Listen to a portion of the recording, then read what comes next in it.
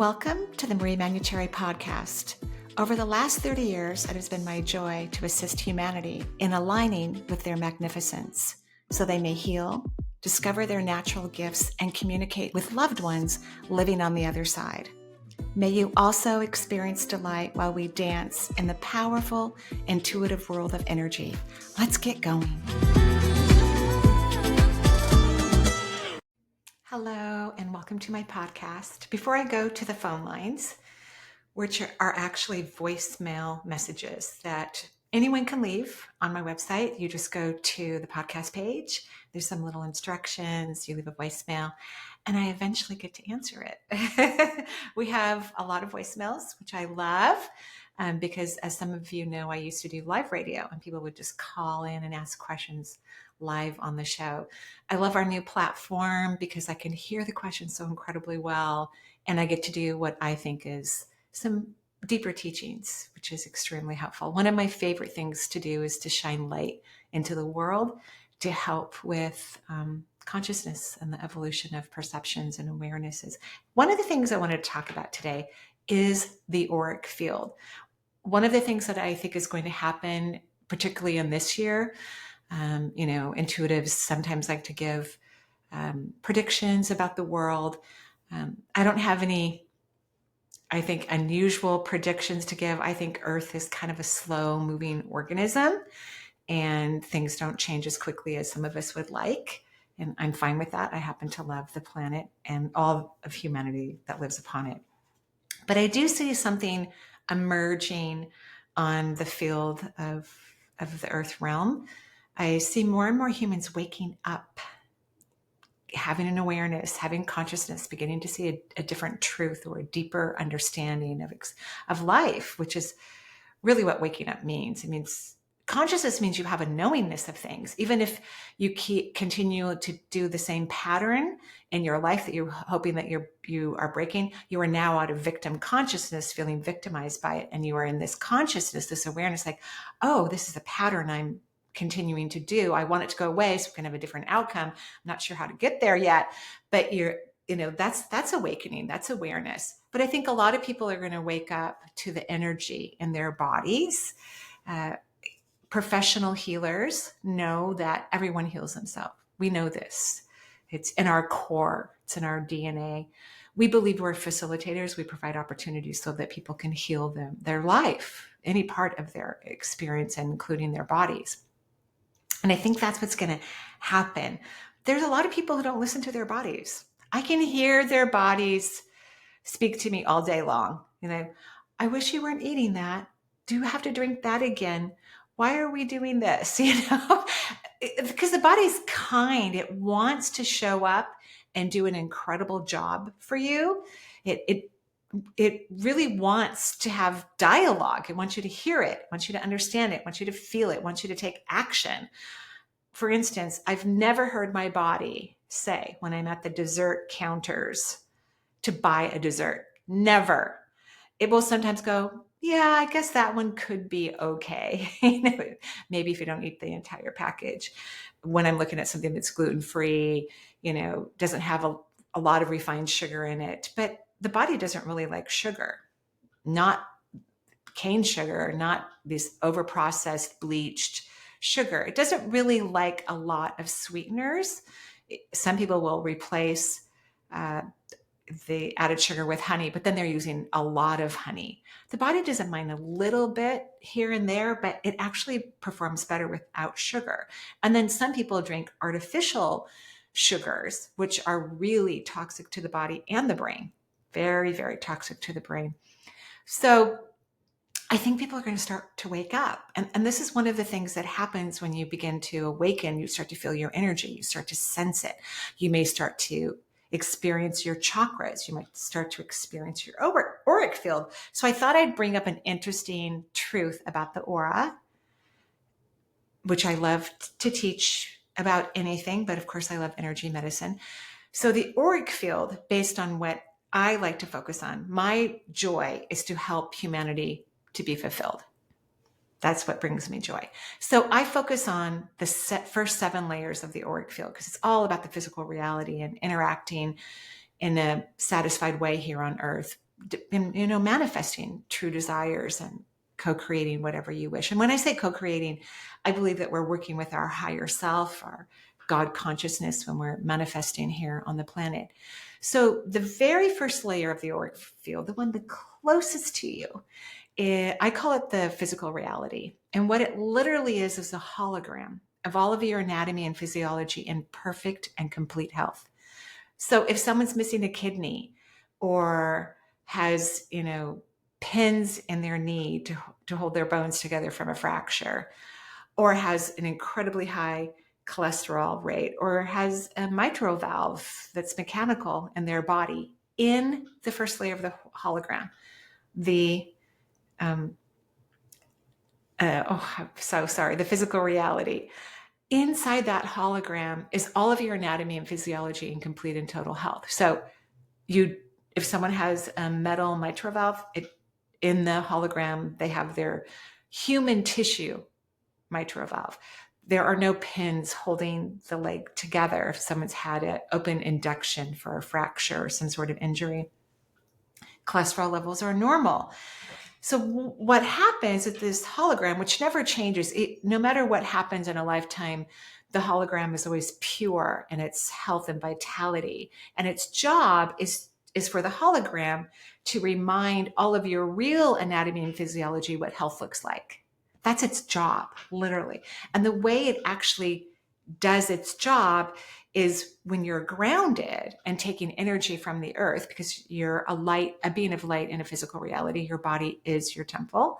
When you're taking energy in to your physical form, then the hologram can project energy into your physical body about how to operate. So let's say you have a thyroid issue, which of course, thyroid medication is the most prescribed medication in the United States. So some of our listeners could have that problem. On the hologram, your thyroid is normal. If you've had your thyroid removed, it exists in the hologram. So when people ground, which means they feel loved and nurtured on the earth realm, they pull up energy from the earth, like the bottoms of their feet where there are many small chakras start to just suck up energy. And then some of that energy goes to the hologram to energize it. And then the hologram uses that energy to have these beautiful, private, deep, powerful, knowing conversations with your body so that it functions at the highest level that it possibly can. So being grounded is critical. And we call this, or some healers or teachers have referred to this first layer of the auric field as a template. Like, it will never change. It will always be in this function no matter what. And there's another template. There's only two. The second one is the fifth layer of your auric field, which is cobalt colored with beautiful beams of light moving in vertical and horizontal lines. And some people call it one's life purpose. Some people call it the divine plan. And what it is this matrix of energy that houses all of your natural gifts and talents, all of your magnificence, things that you probably haven't even discovered about yourself yet, exist on this field of energy. And what allows it to be illuminated so that you can start to be inspired to move towards what is really fulfilling for you, whatever that is. And there can be multiple things, not just one thing. When you speak your truth, which is an emotional experience, not a mental experience, but emotional experience, a beautiful heat wave of light moves from the fifth chakra all the way out to the fifth layer of your auric field and activates it so that certain things start to become illuminated for you so that you will pay attention to them and start to follow your yellow brick road of your magnificence. So the templates never change. You always have incredible talent and abilities with you. Even if someone doesn't discover them in a lifetime, they never go away, ever. Anyway, just thought I'd give you some fun information about the auric field. And through speaking your truth, you can activate it. Through grounding, you can activate that first template and have your body be healthier. So I'm going to go to the phone lines now and start listening to questions and give my intuitive perceptions. Now, if I don't get to your question, or if you haven't left a question, believe me, a lot of these answers can be helpful for many, many, many people. I do read specifically for the individual, but so many of us have very similar circumstances in our life, or a pearl of wisdom, which I'm channeling through into my body, could be helpful for you as well, even if the topic is different. So I hope so. I hope that you get what you need from this podcast. Okay, here we go. Hi, Marie. It's Athena in Sedona, Arizona. I love your podcasts. Thank you so much. They are certainly removing any last vestiges of victim consciousness that I've had over the passing of my husband. My questions are, can you elucidate on time and how we're experiencing time differently? It feels like there's been a significant change in that arena, and I wonder if you could speak on that for us. Also, the importance of the company we keep, if that matters, and how that matters, and why that matters, and what that does to our energetic field. It's a specific question that I have because I have so many friends from so many different walks of life. And then thirdly, of course, I want to ask about my husband, and if you feel or see him around me. His passing was extremely strange, very just the weirdest circumstances around his passing, and I was hoping you could speak on that. Also, if you see a vocation for me, somewhere where I'd be most helpful, most effective, and most joyful. Thank you so much, Marie. I appreciate you. Bye for now. Okay, Athena, that's a lot of questions. This is a podcast, not a private session.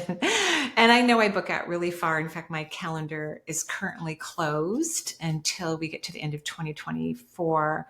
Then I'll open up 2027. But for now, we're going to keep the calendar closed. But I liked some of your questions.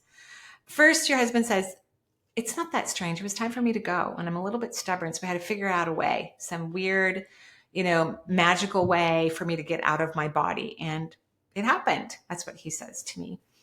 I loved your question about time. So first and foremost, time is an illusion. It does not exist. It's a human concept made by man, probably not women, because, men were running the show. Still probably are to some degree. It's not fully shared yet. I believe in fully shared. I don't believe that women should run the world. I think that we should work collectively our energies to, work together on this beautiful reality. So time is an illusion. It does not exist. In fact, when it comes to intuition and psychic ability, when people ask me time-related questions like, where's my partner? How come I don't have a new job? How long will it take till my body heals? I immediately rewrite those questions in my brain because I know first and foremost, I'm not going to get the answer, the highest vibrational answer by using how, what, where, when, or why. Those are all time element questions. So I use the phrase often when someone's pleading for knowledge and wants their circumstances to dissipate so that they can be happy. I will often ask, please express to me why they're telling me their question in their fearful time manner. Please express to me whatever's in the highest good regarding partnership for this person, or regarding a joyful body for this person, regarding a highly fulfilling life experience. And then information comes. So that's an important concept because a lot of people who are wanting to have the universe to be more of a real experience for them, and maybe they're asking questions, need to find ways to ask questions so you can get the best solutions, the best response, or actually get a response. Because sometimes when the universe hears these how, what, where, when, or why questions, they just go, because they don't believe in time. And those are all time elements. So time is inaccurate. And what I think is critical for human beings as we navigate through life is to become connected to our biorhythms. That tells us that's the perfect time to eat, the perfect time to sleep, perfect time to wake up. And we will naturally start to move into even the things that we need to do. Sometimes I have to wake up earlier because I have work-related responsibilities or grandchild responsibilities. But my body will wake up at those times even if I don't set an alarm. So the less dependence we have on watches or clocks or phones could be really helpful to help humanity to connect with their biorhythms. But your husband said he kind of wanted to go out with a bang. And he goes, how else are we going to get me out of my body? He's very happy on the other side. He is looking forward to when you join him, which I don't hear very often. He does say years from now. He wants you to have your own experience. He goes, that's what was meant to happen. I was supposed to go before you so you could have some time without a partner and to focus on yourself. Too many other questions though, Athena. I'm so sorry. I'm going to go on to the next caller. I hope these are helpful. Thank you so much. Hi, my name is Kristen. I'm calling from Texas. My question today is regarding spirit babies. I'd love to know if the concept of spirit babies is a real thing. I've had 2 pregnancy losses this year, and I'm really feeling very strongly that I would love to have another baby. I feel strongly like there's a baby that wants to come into my life. I'd love to know if you have any guidance for me, if there's any kind of message from my spirit guides or maybe even my spirit baby that they want to tell me. I'd love to know what I could do to move forward to bring this baby into this existence here in my life. Thank you so much. I love listening to your podcast. I love watching all of your videos on YouTube. I really appreciate you and I really connect with you. So I'm looking forward to hearing your answer on this. Thank you so much. Thank you, Christine. And I'm so sorry that you had experienced those losses. I'm very sorry.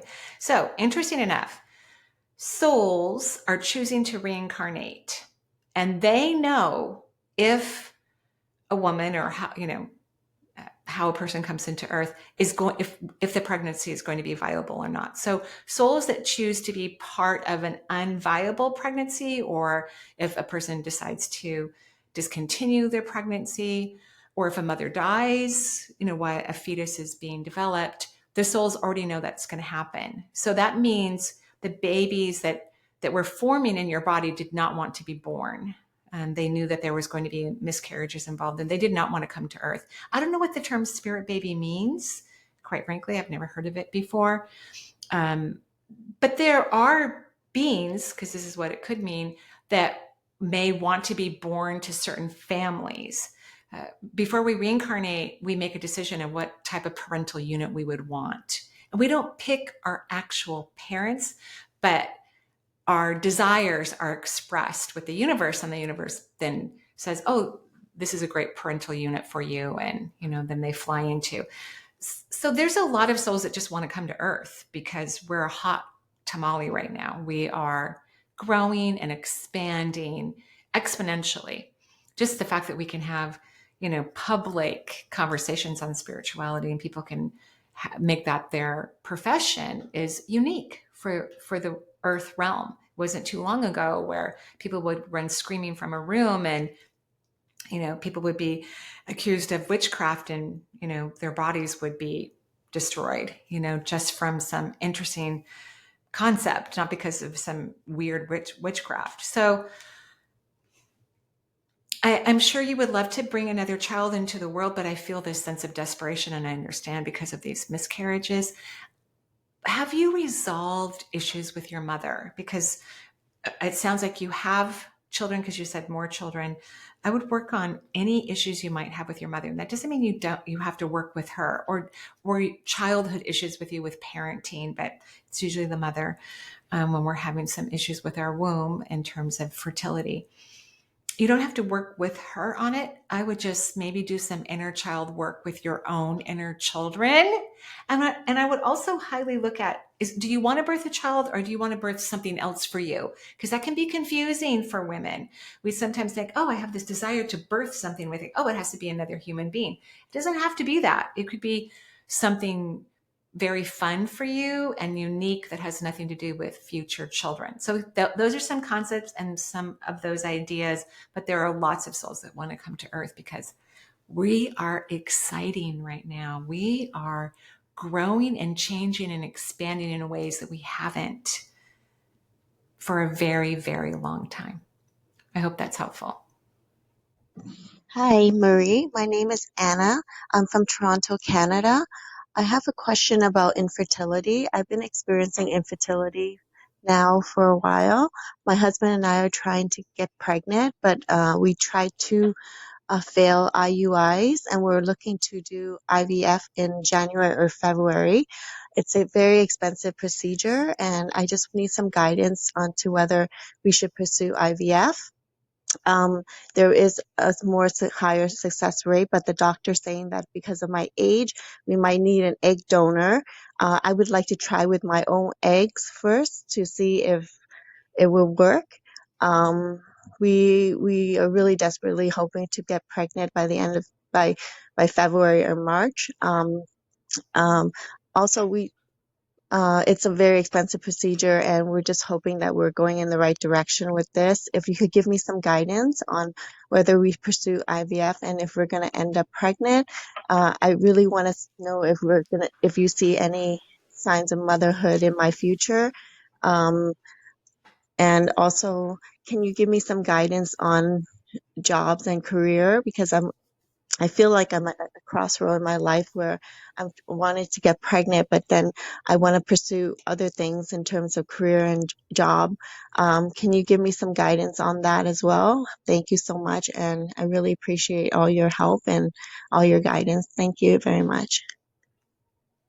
Hello, Anna, and I wish you all the greatest success in your movement towards parenthood for you and your husband. I'm not going to answer the career one because I want to spend time on the infertility issue. Same thing applies to you as it did to the previous caller. Please work on relationships internally for you regarding your childhood.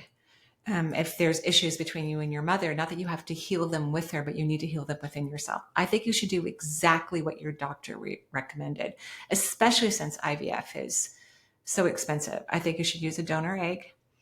And I always get so, I think it's, to me, this is just me speaking, I think it's weird that people want to make sure they use their own eggs or they don't want to adopt children. I think when someone wants to be a parent, you and really wants to be a parent, you need to be open to how a child comes into your life. Because I promise you, the perfect children show up to everyone, whether it's a donor egg or it's a child that already exists in the world. DNA is insignificant based on what the universe thinks. It's just a way for humanity to get into the body, but it's meaningless in terms of sometimes real family alliances don't even exist between people who share the same blood. Real family alliances where an individual feels loved, adored, and cherished by another person or by a group of people, that's the true definition of family. So I think you should do exactly what your doctor said.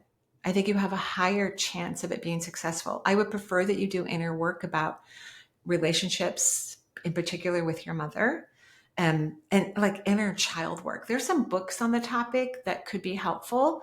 Perhaps you could find a therapist that's energetically aware and can coach you through it. There is a lovely coach on my website, Stephanie Moberg. She's wonderful. She's been excellent for my family.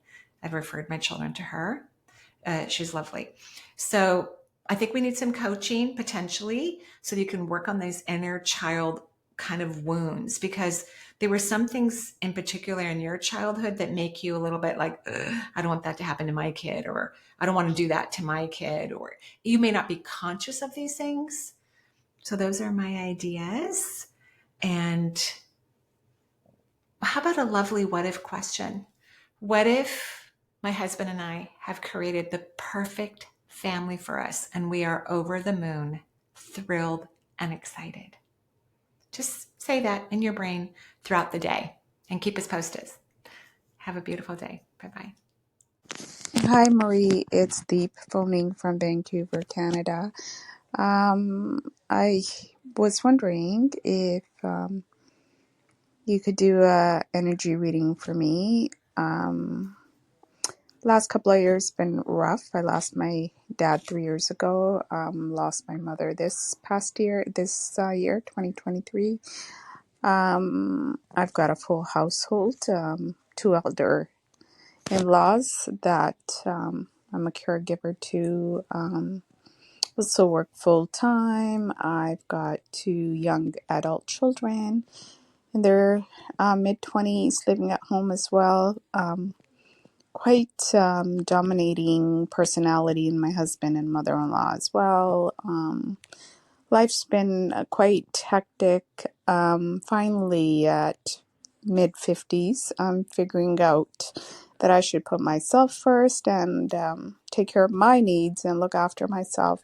What do you see for me, or what advice can you give me? I'd really appreciate it. Thank you so much. I enjoy your show, listening to it. Thank you so much. Thank you so much for all that you do. You are extremely busy. And I love that your new favorite word now is no. And I mean that, like, that needs to be your new favorite word. Nope, nope, nope, nope, nope, nope, nope. And, you're extremely loyal and devoted, but your husband is difficult, extremely difficult. I don't know how you maneuver through it. I think it would be very hard. And yet in your voice, I don't feel the tension that I would think I would feel under those circumstances with most people. But you may not stay in this relationship forever. And now that you are starting to go, well, wait a minute, what about me? What about me? What do you mean you're not interested in what I want? What do you mean you don't care what I want? I think there's going to be some interesting conversations coming around the pike. What could be helpful is if your mother-in-law, whenever she leaves the planet, that could be helpful for the relationship. But she's very strong. Strong-willed people tend to live long lifetimes. No matter how ill they become, and of course we don't wish that on anyone, of course, but just know that she might be around for a while. I would love it if you start taking vacations on your own, that you go spend a weekend in a hotel every once in a while. I want you to feel selfish. If you're feeling selfish, you are on the correct track for you. I feel like a lot of what's happening for you now is about what you're doing, focusing on your needs and what's in your best interest and what will make you happy. That's truly, truly, truly what you want right now, and putting as much energy in that as possible is lovely. Make sure your young adult kids are helping you out, doing the laundry, cooking, vacuuming, washing cars. They're very fortunate that you and your family are caring for them and helping them in their lives. That's a blessing. And they need to show up and start doing everything. And I mean that, everything, or as much as they can when they're home, not doing other things in the world. I hope that's helpful. And your parents are blowing you kisses, both of them, just big, beautiful kisses. Your mother says, which I think this is interesting coming from her, she says, don't be a sacrificial lamb. Be the tiger. Be the tiger in your life. That's what she says to you. Have a good day. Hi, Marie. My name is Maggie. I struggle with insomnia for as long as I can remember.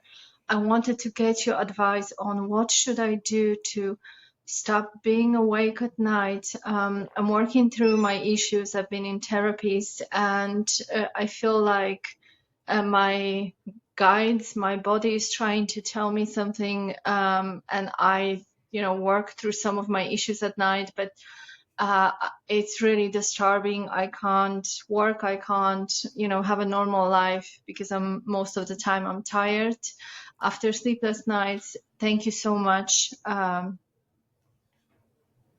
You're welcome, Maggie. I'm so sorry. Insomnia is no fun at all. Your brain doesn't know how to shut down.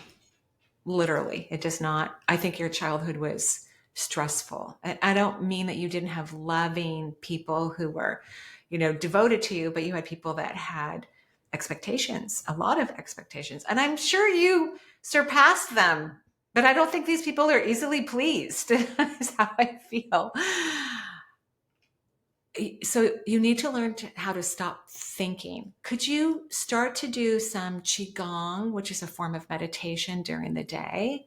There's actually a really cool vagus nerve exercise I learned from YouTube actually recently from a chiropractor. I don't remember his name, but he's lovely.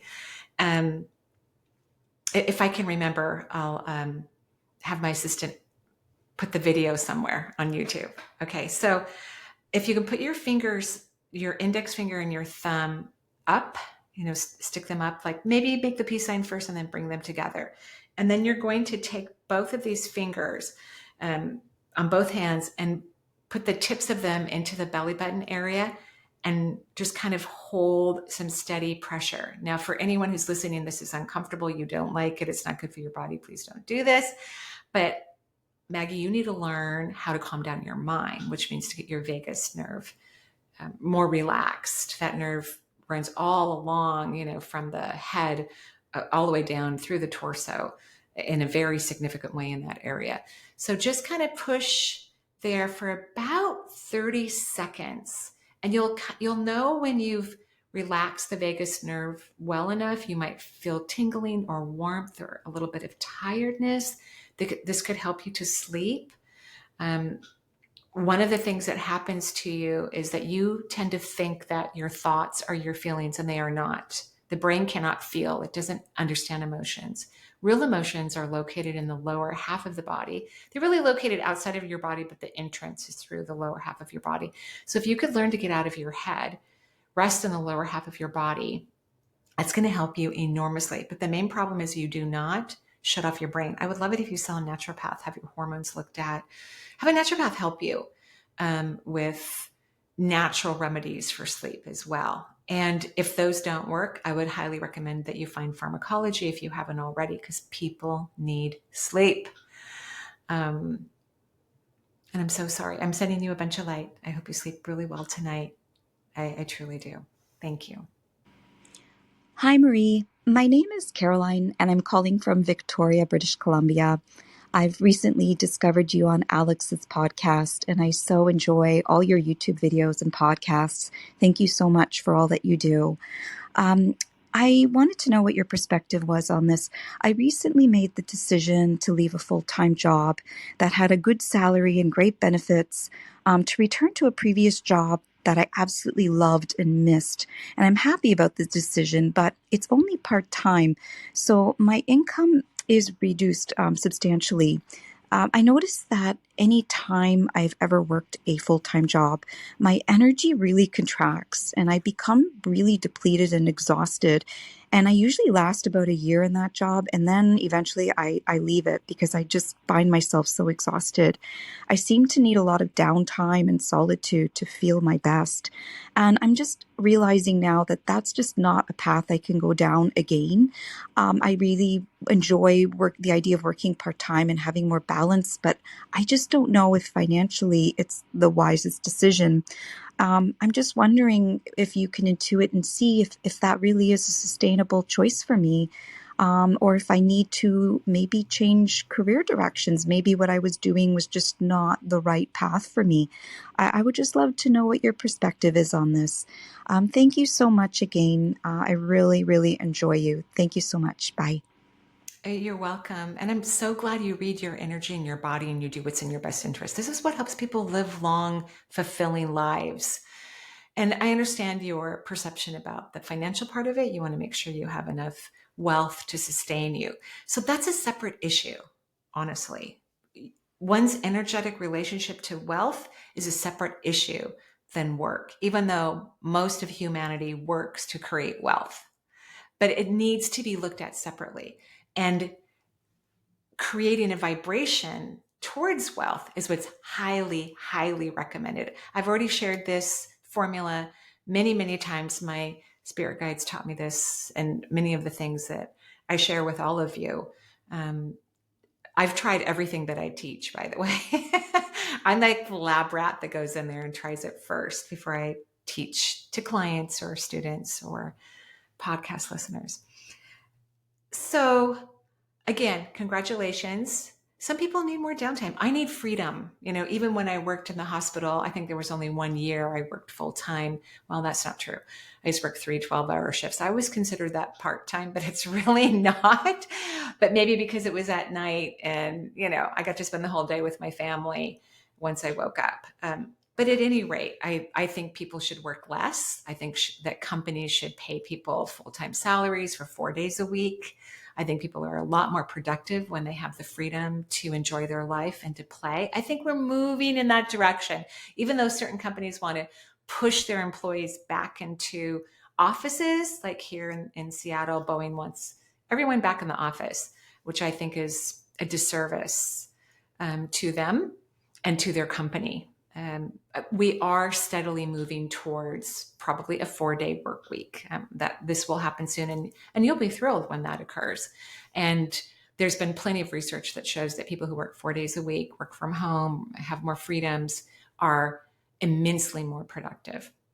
It's just still corporations still have this logical idea of what the work world is supposed to look like. That's why we still have children going to school for 6 hours or more in elementary and middle school and high school, because really society is training them to be able to be sedentary or committed to a job for long periods of time, more time that is actually needed. Just like they really don't need to be in school that much per day. They're smart, intelligent people.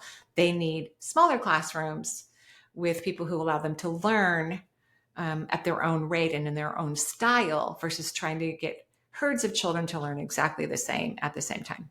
A very ridiculous concept. So you are on the right path. You are correct. Now we need to get you to change your vibration about wealth. Stop looking at hours worked creates this amount of money. You've got to get that out of your system. That's just a perception. And when anybody wants to manifest or create anything, they have to literally change their perception. So here's your new what if question. What if I work less and make more? I just want you to say that in your head. Don't analyze it. Don't process it. Just let it rotate in your brain, because it will start to calibrate your subatomic particles to match the solution.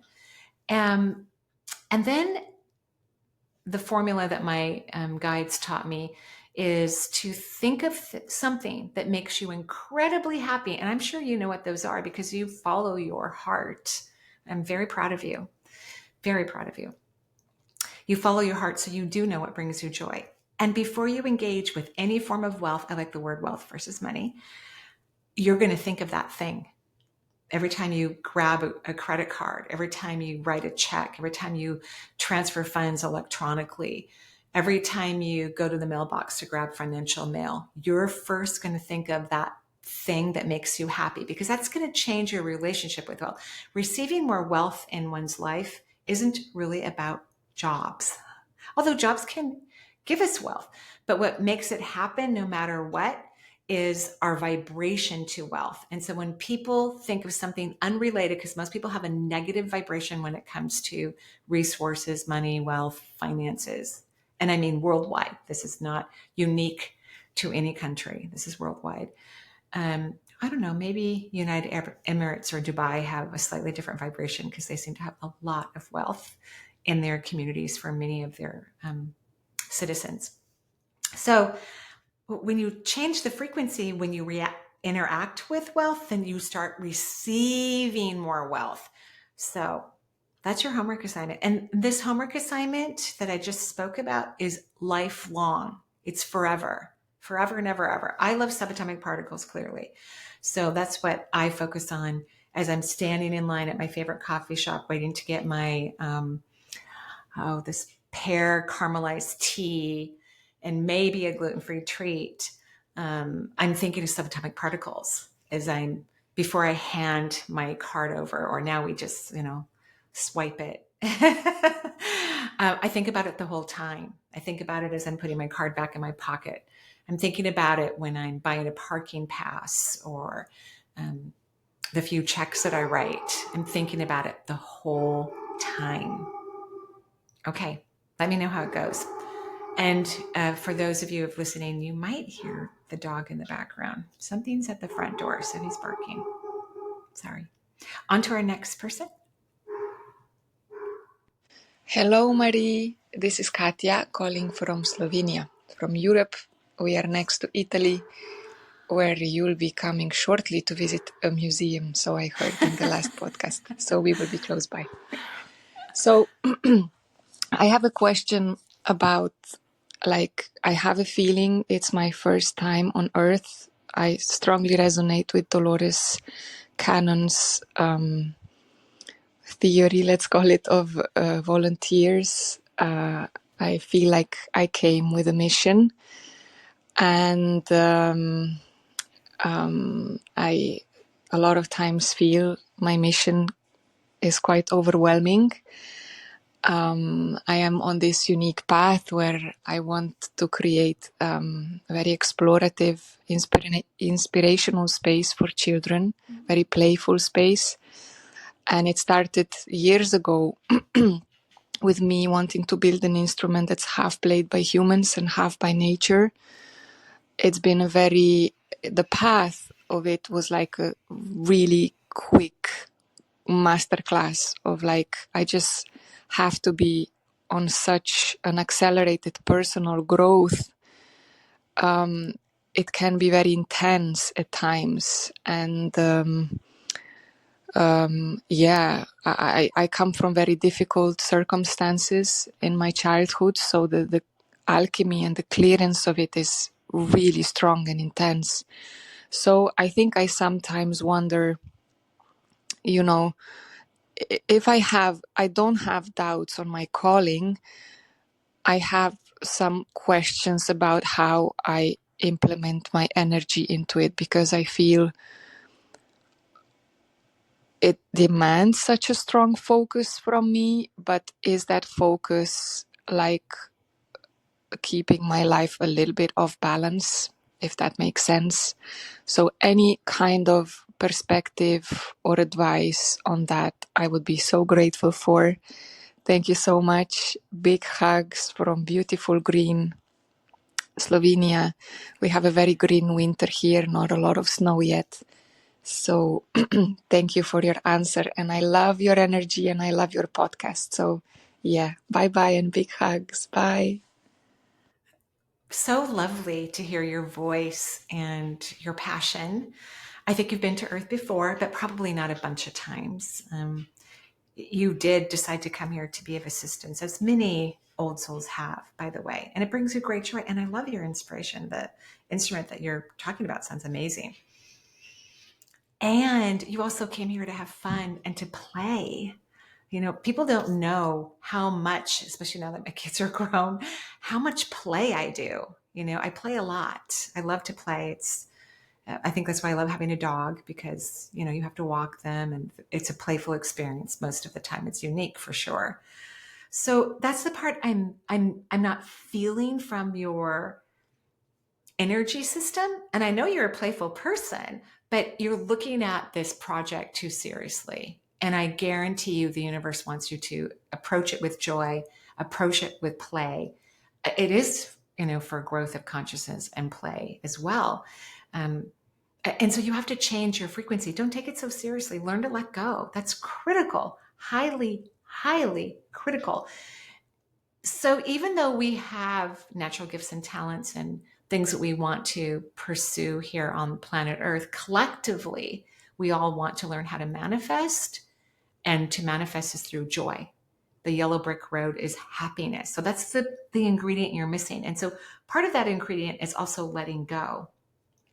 What most people don't know, maybe if they haven't heard me speak before, or a lot of people just assume just because I work with others and I help them in certain areas of life that could be what humans may think are critical or problematic. I think they're beautiful. I think disease is beautiful, by the way. I know that sounds weird, but I do. Not that I wish it on anyone, but I do think it's quite beautiful. I do everything I do because it brings me joy, first and foremost, which makes me better at my job and more fulfilled at my work and more successful in terms of the way that I can potentially guide others.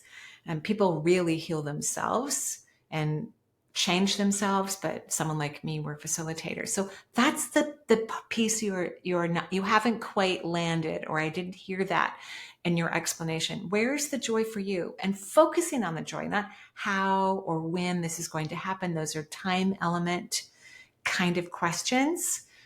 For a long time, I didn't know what I was going to do in the world besides raise a family, which I really wanted to, but I dropped out of college to put my kid's dad through college. And then I had a bushel of kids, and it was kind of hard to go back to college, but I did. I went back to college. I didn't know what I was going to do. It was suggested to me to go to nursing school, which I thought was a silly suggestion considering my family of origin is fiercely holistic. And yet I loved it. When I finally agreed and took some classes, I loved it. It brought me so much joy. That's the path. The path is joy. And working on an oncology floor, working with the least amount of holistic medicine available on the planet in oncology, that's where my psychic ability opened up. And I was extremely joyful. I missed the hospital every day. I loved it. So you're missing the joy part of it. That's where all the how, the where, the when, the why come from.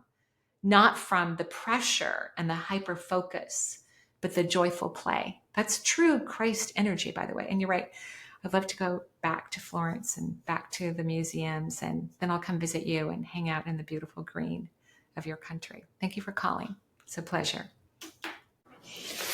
I want to start my question with an analogy of somebody who needs funds that doesn't have funds for whatever reason, and goes to a bank and is denied for lack of credit or perhaps lack of income or some sort of lacking, and are faced with not receiving help because of what they don't have, and they're reaching out for help for that same lacking, where the person who has some money can get a large loan very easily. And in life, I've had some experiences recently that are bothersome to me, that I felt like at my lowest, I lost all family, friends, and then I could not feel spirit, any guidance or comfort or anything like that. And so I feel like that person who is going into the bank for a loan because they're struggling and are denied because they have a lack. And to me, it feels like spiritually it should be very different, where the person in need is received. And regardless of your religious beliefs, if we think of Christ, who says, hey, it's church and things like that are for the sick, not for the healthy. So my question to you is, I hear quite a bit of advice in the spiritual community of, raising your vibrations. You can't hear and communicate with spirit unless your vibrations are higher. But isn't that counterproductive, because the person who actually needs it, aka the depressed person or the sad, have low energy and low vibration, but yet can't receive the assistance? So isn't that counterproductive for us as spirits coming down here, that we can't receive the guidance when we actually need it? And I'd like to hear what you have to say about that. Very interesting analogy, Amy. Thank you for sharing that with me. So what you basically described is victim consciousness. And a lot of people on earth are stuck in victim consciousness, not maybe in their entire life. There are some people who are stuck in victim consciousness in multiple areas of their life. We can all relate to one area, at least, where we have victim consciousness, where we can't see out of it, seems unfair. And I'm not saying that it's not unfair, but all the answers do exist in high frequencies. So we come to earth to learn how to manifest in the physical space. We come to earth to learn to feel physically the vibration of joy. It is something that we come together to experience collectively, regardless of our soul's age. So it may seem unfair, but it's kind of like, if you want to have healthy teeth, you need to brush them. If you want to have healthy teeth, you need a dental floss. If you want to have good breath, you need to use some sort of lovely, mint or something in your mouth. Like this is a physical reality. This is a non-physical, in non-physical realities, it is like what you described. Like, first of all, nobody needs money. Nobody has a body. Nobody has to brush their teeth. Nobody needs a job or a house. It's a very different reality. But in the physical realm, if you continue to look at things from that analogy that you gave, you are in victim consciousness, because we all know before we come to Earth exactly how Earth operates, whether it's fair or not. We know this. We agree to come here because there are things that we want to learn that we feel we could potentially learn through contrast. So like a person who hasn't established credit, they then know that that's what they have to do. And there are new ways to do it. Like there's karma cards that actually, it's a credit card apparently, where they actually use the utility bills that you pay every month to help you establish credit. And that's just one way that they use it, where unfortunately a lot of other companies don't do that. It's based on larger purchases and things that we pay all the time, like utilities or food or something of that. They believe that should be part of your credit. So there's all kinds of ways around it, but you can't get to the solutions in low vibration. The solutions that we want in life do not exist in low vibration. So you have to raise your vibration. You have to get happy. You have to get out of victim consciousness. If we continue to stay in victim consciousness in whatever topic a person has, or for some people it's multiple topics, then no one's ever really stuck. At least that's what the universe tells me. I sometimes disagree with that, but that's what the universe tells me. But we stay in the same pattern, and then you can't ink out of the pattern and find solutions that are healthy and wonderful and fun and freeing. And you kind of like victim consciousness, as a lot of people do, by the way. And everyone likes it, at least in one area of their life. That's why they can't change a certain area of your life. And I'm not saying that your analogy is related to you, but I can tell you like the vibration of victimization. And what if you came to Earth this time to feel authentically empowered, so that you begin to understand that raising your vibration not only helps you, but the rest of the human race, so that someday our planet can look more like the heavens, and that everybody is equally cared for and loved and cherished and free. But you have to get out of victim consciousness to make that happen, first and foremost. I hope that's helpful. Interesting comments, by the way. Hi, Marie. This is Dee from Texas. I recently went for a screening for a mammogram, and they've asked me to go back for a second mammogram regarding my left breast, which I will follow up with an appointment. Of course, it'll be probably a couple weeks before my next appointment and then the results. In the meantime, I just want to see if you show anything in regards to that, and if there's any what if statements that I should be saying in the meantime. Thank you. Hello, Dee. And most likely you left this voicemail a while ago. So I'm sure you have all your results back. Since they didn't ask for a needle biopsy at the time, they're just maybe confused about some shadows. The good news, the great news about breast tissue for men and women is that they've made a lot of changes in terms of modern medicine. One of the things they changed is that if it's detected a low-grade form of precancer or cancer, they don't recommend chemotherapy anymore. Sometimes not even radiation. If it's not an aggressive form, they may remove it, things of that nature.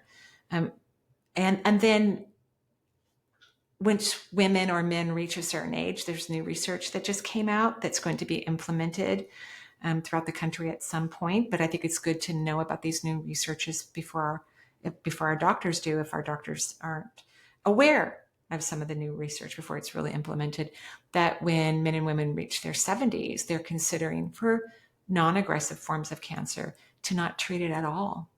That they're thinking that that the cancer will be so slow growing that the person will succumb to other health issues, and that the treatment, especially in the breast area, but other parts of the body too, can affect the heart, an important muscle in the body that we need for longevity, and our lungs, with radiations and chemotherapies and things like that. There can be some problems potentially, that affect those organs. So things are changing drastically, which means we're shifting our vibration about the C word, because it used to scare people to death. And it doesn't scare people to death anymore.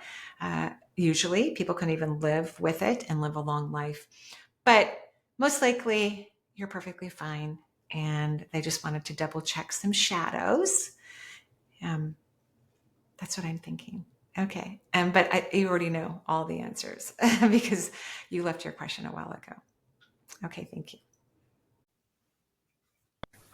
Hi, my name is Masi, short for Masume. I'm originally from Middle East, and over 20 years I live in Sweden, Stockholm. I got to know about you through the Alex Ferrari podcast show. The reason I reach you because my relationship with my daughters has become better after I learned Reiki healing and sending them healing energy from distance. But I think it's not a strong enough energy to heal them. I'm divorced 2017, right before and after that I had the worst time of my life around my daughter's well-being. They were 10 and 11 years old at that time. They became manipulated by their father with computers, money, and bigger home to stay with him until now. I was worried about their situation and their environment. Their father thought he would do the best for them without me, but the truth is they became depressed, emotionally moody, unsocialized, and unhappy persons.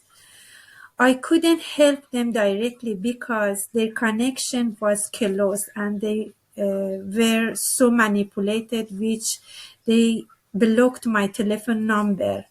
And what I could do, the only way was the learning how to heal myself and them through distance. I still use it as the best method available to me and send them healing. But I think this is not enough. I need a stronger healing energy to heal them emotional wounded heart. My question is how can I help my daughters to be healed and to be able to see and understand how to work on their emotional balance and focus on their studies with self-esteem and because this this way or is there any other way I can help them to be healed and as a worried mother? Thank you for helping and guiding me. Thank you so much. Goodbye. You're very, very welcome. And thank you for learning Reiki and using that distance healing ability to positively affect your children. I'm so sorry that they aren't living, more often with you, that they're far away and that they're under a negative influence. It's a lot of narcissism, actually. But children choose both of their parents. They don't just choose one, they choose both, or the family unit. They agree to a certain kind of family unit. They go, yeah, that would be perfect. Okay, order it up. What I think you could do to help your kids is to work on yourself, because you also chose their dad to be your partner, and that wasn't a good, safe, healthy choice for you. So we know in order for that to occur, there has to be a lack of self-worth and self-love. And your children are genetically and energetically connected to you. So if you spend time loving yourself and cherishing yourself and adoring you, your children are going to start to feel that same type of influence in their own energy. They're going to start to feel that way about themselves. So it'll be wonderful for you to have a lot of beautiful internal dialogue that's kind and loving and appreciative. Like, one of the things I'd love for you to say to yourself often is, what if I'm a wonderful mother? It makes me almost cry, because you need to hear that. You need to have that resonate in your body. You need to have it vibrating in your bones. And it'll be great for your children. They will be unconscious mostly of what's occurring, but it'll be great for them to get that resonance in their body, since they've been told other things that are not true. I don't know what all the things were, but it's not true. And what if you love yourself as much as you love your children? That's another beautiful what if question for you. Self-love is an emotion. It's not just, a thought process. It's actually an emotional experience. As much as you love your kids, I would love for you to love yourself. So the best way I think you can help your children is to fall madly in love with you, to value and appreciate yourself.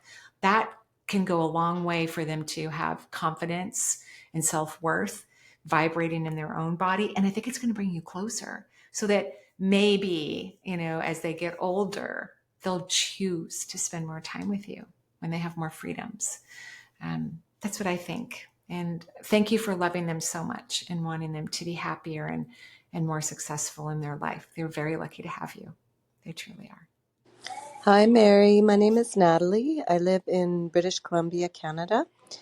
My question to you is this. I was fighting a lot of osteoarthritic pain, and due to diet and exercise and seeing a homeopath, I've been able to control the pain and manage it and even get to the source, I think, of it. However, for the last couple of weeks, I've had these major flares of my arthritic pain. And I was wondering if there's any chance it could be due to the Schumann resonance or ascension symptoms, as some people may like to, talk about. What do you believe? Do you believe that these things truly exist? Thank you. Bye-bye.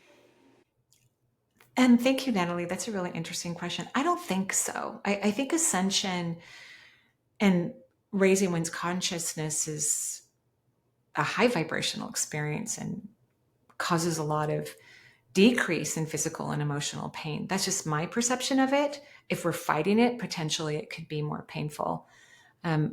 Doing some strength training can really help your bones because the muscles, you probably already know this, will pull on them.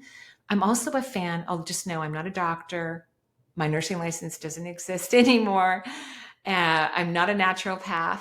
I happen to love herbs and vitamins. And so as I make this suggestion, everybody needs to ask their doctors if it's okay for them to take it because people take prescription drugs and have allergies that, of course, I would have no idea about who listen to the podcast. So I'm a fan, you may have heard me say it, of a digestive enzyme called serrapeptase. It's a unique enzyme because it breaks up proteins. So you want to take it on an empty stomach so that when you ingest proteins, it doesn't just work on your food. We want it to work in the body. It can break up scar tissue. It can help with cardiac function. It's been known to help a lot with arthritic pain because the premise is that there's a lot of proteins that have lodged in people's joints. And when they take something like serrapeptase, 120,000 units per day on an empty stomach is what's recommended. They have a decrease in pain. And I can actually speak from personal experience. Not that I have arthritis. I have one joint that kind of swells. But so I started taking serrapeptase about a year ago, and it's just given my body just even more freedom. I feel like my body feels younger and younger, more freedom and more flow in my body. And there's just a lot of positive information about this particular interesting digestive enzyme. Modern medicine, actually, pharmacology has its own serrapeptase, which will not be in natural form. It will be made in a lab, so it's artificially formed. And so it's already used in pharmacology. I'm not sure for all the reasons that they utilize serrapeptase. The difference with the modern medicine and the natural serrapeptase, which actually is made through the natural processes, I think silkworms make. They take something from the silkworms and create this supplement. At any rate, the pharmacology uses 240,000 units, and you can only take it for a couple months. But if you take the 120,000 of the natural serrapeptase, you can take it indefinitely. I do know one counterindicator, but there could be many. That's why everybody needs to ask their doctors, their nurses, the pharmacist. Herbs can be strong in the body. And I'm not just saying this for you, Natalie. I'm just saying it for everybody who's listening to the podcast. Blood thinners are not recommended for serrapeptase. So that's important, right? That's important. But always, if people have health issues, take pharmacology, or don't know a lot about natural remedies, they absolutely need to ask practitioners. I certainly when I'm taking something I've never heard of before, because I've heard about vitamins my whole life. All of my family members have pharmacies of vitamins in their home because we were raised that way. But there are still things I've never heard about that are coming, on the market. I definitely asked my naturopath about it. Yeah. So I hope that's helpful. But one more thing. Arthritic pain is related to the first chakra. So the first chakra, which its point is literally in the pelvic floor, literally. And at the beginning of this podcast, I was talking about the hologram, the first layer of the auric field. And the first layer of the auric field and the first chakra are close friends, just like all the other same numbered fields and chakras are close friends. So arthritis, joint pain, is related to the first chakra because it governs all the bones in the body, from the tip of your toes to your skull. It governs all the bones. It has a direct, stronger connection to the hips down to the toes because it governs the sciatic nerves and the colon, lower physical, parts of the anatomy and physiology, but it governs all the bones in the body. All the blood in the body and all the bone marrow is governed by the root chakra. And the root chakra is about childhood. And everyone needs to feel loved, adored, and cherished while they live here on earth in order to have a strong, healthy first chakra that's sending beautiful energy to all your joints. So I hope that's helpful. And I want to thank everyone for listening to this podcast. I do have some classes coming up, and I'm speaking March 6, 2024. In case you're listening to this podcast and you're like, where's the class? And it's 2 years from now. I have some classes. One of them is about learning to manage your vibration and your frequency to manifest, which is very cool. They start in April. They're 8 weeks long. And the other one is about the journey of the soul. So we talk about spirits on the other side and what it feels like to leave your body and what happens on the other side. So I have those 2 classes coming up in the spring. If you have any interest, I would love to have you in class. I teach all my classes live, and it's very, very fun. Okay. Have a beautiful day, everyone. Bye-bye.